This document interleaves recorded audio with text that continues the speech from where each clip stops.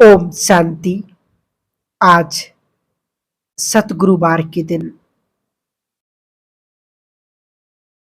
सब भाई बहनों की साथ लेकर सबकी याद प्यार लेकर के मैं जैसे ही वतन में पहुंची तो वतन में चारों ही तरफ बहुत सुंदर डेकोरेशन दिखाई दे रही थी।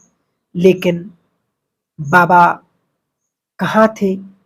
बाबा ने अपने को कहाँ छुपाया था वो नहीं दिखाई दे रहे थे। कुछ सेकंड के बाद ऊपर से देखते हैं कि एक बहुत सुंदर लाइट है और लाइट में बाबा चमकते हुए दिखाई दे रहे थे। और जैसे ही बाबा सामने आए तो बाबा बहुत ही प्यार से दृष्टि दे रहे थे। जब तक मैं बाबा से पूछूं, बाबा ने खुद कहा, बच्ची, संकल्प चल रहा है कि आज बाबा कहाँ गए थे।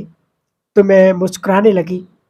बाबा ने कहा, आज बाबा विश्व के सभी स्थानों पर चक्कर लगाने के लिए गए थे, क्योंकि कई भाई बहनों के बच्चों के पास तथा विश्व के अनेक महान हस्तियों के पास भी चक्कर लगाने गए थे। और उनके वहां के दृश्य देखे कि बच्चे क्या कर रहे थे और विश्व के अंदर महान हस्तियां अपना कार्य किस प्रकार से कर रहे हैं। और बाबा ने कहा, बाबा देख रहे थे कि प्रत्यक्षता का नगाड़ा कब बजेगा। तो मैंने उसी समय कहा कि बाबा आप तो देख रहे थे कि काफी सारे ब्राह्मण, जैसे हमारे यज्ञ के विशेष आधार रत्न, जिन्होंने बहुत कुछ यज्ञ को बढ़ाने में, और दूसरी तरफ विश्व की अनेक महान हस्तियां थी, दोनों तरफ खड़े थे और दोनों एक दूसरे से क्या रूई रेहन कर रहे थे। और बाबा मुस्कुरा रहे थे।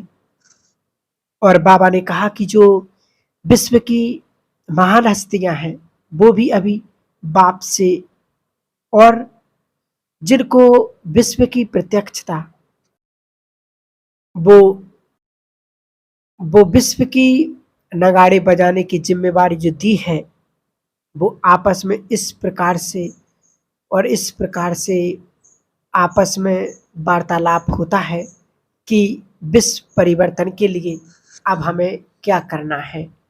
फिर बाबा ने कहा कि केवल बाबा के बच्चे ही नहीं, लेकिन विश्व में नगाड़ा बजाने के लिए और कई महान हस्तियां भी गुप्त रीति से अपना इतना सहयोग दे रहे हैं।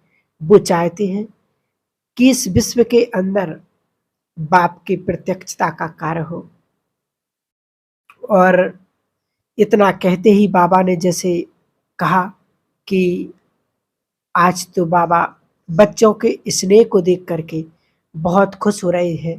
फिर बाबा ने क्या किया कि आओ बच्चे, तो मैं देखती हूँ कि वतन में बहुत सारे भाई बहनें पहुंच गए।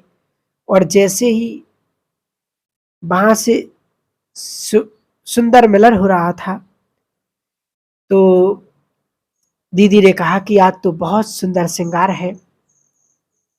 तो बाबा ने कहा कि बाप ने श्रृंगार नहीं किया है, हर एक बच्चे के अंदर कई प्रकार की विशेषताएं हैं, उन विशेषताओं से ही उनका श्रृंगार किया है। तो सभी बहुत सुंदर लग रहे थे, बहुत उछल रहे थे, चहल रहे थे। बाबा ने कहा कि श्रृंगार तो किया है, लेकिन बच्चों को भी तख्त पर नहीं बिठाया है। तो बाबा ने क्या किया कि सबको बोला कि तख्त पर बैठ जाओ। जैसे ही तख्त पर बैठते हैं, किसी का तख्त पर चढ़ नहीं सकते, किसी का है जो हिलने लगता है, किसी का तख्त जो स्तंभ है वो लूज होता है, तो बैठ नहीं पाते हैं। बाबा कहते हैं कोशिश करो बैठो, लेकिन कोई भी बैठ नहीं पा रहा था। फिर बाबा ने कहा कि ध्यान से देखो, जो तख्त के बीच का स्थान बैठने का था उस पर लिखा था स्व स्थिति का आसन, और जो तख्त पर चढ़ने का स्टेप था उस पर लिखा था एक रस स्थिति, और तख्त के पास जो किनारा था उस पर लिखा हुआ था हर परिस्थिति में अचल अडोल, और दूसरी साइड लिखा हुआ था ड्रामा का हर सीन कल्याणकारी है। फिर लिखा हुआ था अंगद समान पावरफुल स्टेज, तो ऐसे लिखा हुआ था। फिर जब ध्यान से देखते थे तो सबने ध्यान से उस स्थिति में बैठकर सब आसन पर बैठ गए। तो बाबा ने कहा अभी सभी मेरे आसनधारी बच्चे हैं और भविष्य में तो बनेंगे ही, लेकिन इस समय में मेरे आसनधारी बच्चे हैं। बाबा ने कहा इस समय के मेरे आसनधारी बच्चे हैं, और इन बच्चों को क्या करना है कि बाबा ने कहा जो पूरे विश्व के अंदर जाकर के चक्कर लगाऊं, और जैसे ही विश्व में चक्कर लगाने के लिए तैयार होते हैं तो कईयों का क्या होता है कि श्रृंगार ऊपर नीचे होने लगता है, कईयों का आसन हिलने लगता है, कईयों का आसन ऊपर थोड़ा चढ़ता फिर नीचे उतर जाता है। तो बाबा ने कहा कि देखो बाप ने बच्चों के अंदर विशेषताएं भी भरी हैं, बाप ने बच्चों को संपन्न स्थिति का अनुभव कराया है, और बाबा बच्चों के हर समय साथी हैं। तो बाबा ने कहा तो बच्चों को कभी कभी ये स्मृति हो जाती है कि ये संगम का युग जो है वो भाग्य बनाने का युग है, और संगम युग के अंदर ही भाग्य विधाता हमारा साथी भी है, और भाग्य विधाता हमें इतना महान बना रहे हैं।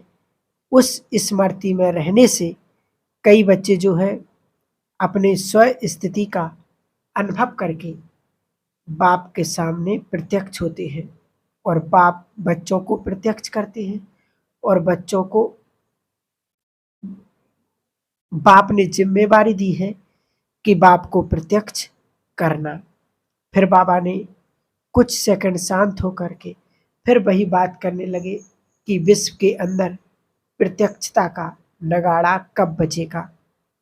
तो बाबा ऐसे मुस्कुरा रहे थे, और फिर बाबा के हाथ में एक बहुत बड़ी स्ट्रिप थी, और इस स्टिक के आगे एक छोटी सी चाबी लगी हुई थी, और उस चाबी को जैसे ही घुमाते हैं तो क्या होता था नगाड़ा कभी थोड़ा बजता था कभी ज़्यादा बजता था। तो बाबा ने कहा विश्व में प्रत्यक्षता के नगाड़े की चाबी बाप ने बच्चों को दी है, लेकिन बच्चे कभी कभी ढीले से लगाते हैं, लगाने की बजाय थोड़ा टिक होता है, पूरी तरह से नगाड़ा नहीं बजता है। तो बाबा ने कहा इस समय ऐसा चल रहा है कि विश्व के अंदर बाप की प्रत्यक्षता का नगाड़ा बजाना है। उस टिक के ऊपर लिखा हुआ था बाबा मेरा साथी, और वो जो चाबी थी उस चाबी पर लिखा हुआ था विश्व कल्याणकारी। फिर उसके बीच में एक और जगह थी जिसके अंदर बंदी बनी हुई थी, और उस बिंदी पर लिखा हुआ था बाप समान बिंदु स्वरूप बनना। तो बाबा ने कहा जब बाप समान बिंदु स्वरूप में स्थित रहेंगे तो बाप के साथ का भी अनुभव होगा, और साथ में बाप को प्रत्यक्ष भी कर सकेंगे। बाबा ने कहा कि अब समय प्रत्यक्षता के लिए तैयार है, नगाड़ा बजने के लिए तैयार है, लेकिन बच्चे जो है थोड़े थोड़े लापरवाही कर देते हैं तो वो नगाड़ा नहीं बजता है, थोड़ा थोड़ा आवाज करता है, लेकिन नगाड़ा बजाने की जिम्मेवारी बच्चों को है और बाप साथ है। फिर तो बाबा सब बच्चों को बहुत प्यार कर रहे थे, और बाबा ने कहा कि लाडले बच्चे आए हैं। फिर बाबा को भोग स्वीकार कराया, और भोग स्वीकार करा कर के बाद बाबा को मैंने बताया बाबा के कईयों के लिए बाबा याद प्यार दी है, बाबा ने कहा कि बाबा पहले से ही उनको वतन में इमर्ज कर लिया है और बाबा ने हर बच्चे के प्रश्न का जवाब भी दे दिया है। और बच्चे जब भोग के टाइम खुशी में बैठते हैं, अपने को हल्का करके बैठते हैं, तो हर प्रश्न का जवाब बाप उनको दे देते हैं। कई बच्चे सोचते रहते हैं बाबा क्या कहेगा, बाबा क्या कहेगा, लेकिन भूल जाते हैं कि बाबा जवाब दे रहे हैं, तो बाप के साथ बिल्कुल ही क्लियर होकर के बैठते हैं तो हर बात का जवाब मिलता है। फिर बाबा ने सबको इमर्ज किया और इमर्ज करते हुए दृष्टि देते हुए भोग लेकर के नीचे आ गई। तो ये था भोग संदेश शशि दीदी जी के द्वारा, विशेष हम सभी बाबा के महान बच्चों के लिए। ओम शांति।